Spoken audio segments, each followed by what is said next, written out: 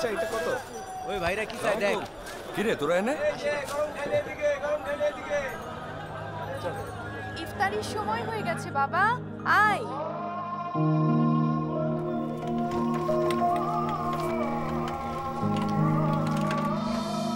গত রমজানেও সবকিছু কত সুন্দর ছিল, তারপর একটা সড়ক দুর্ঘটনা সব এলোমেলো করে দিয়ে গেল।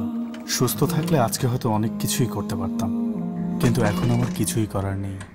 এসব ভাবতে ভাবতে যখনই মানসিকভাবে ভেঙে পড়ি তখনই স্মরণ করি মহান আল্লাহ বলেছেন, তুমি ধৈর্য ধারণ করো তোমার প্রতিপালকের নির্দেশের অপেক্ষায়। আসসালামু আলাইকুম।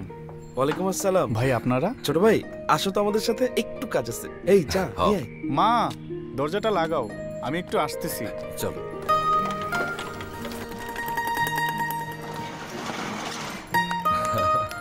যাও ছোট ভাই দোকানে বসো। কেন ভাই? আগে তুমি দোকানে ওঠো, বলতেছি। সুন্দর।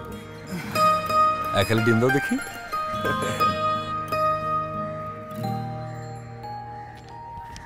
আজ থেকে এই দোকান তোমার, আমি তোমার দোকানের প্রথম কাস্টমার। দাও। তুমি আমাদের প্রতিবেশী ভাই না, তোমার হক তোমাকে বুঝিয়ে দিলাম, আর ঈদের আনন্দ সবাই একসাথে ভাগ করে নিলাম। দোকান করবা, আয় উপার্জন করবা, মাথা উঁচু করে বাঁচবা।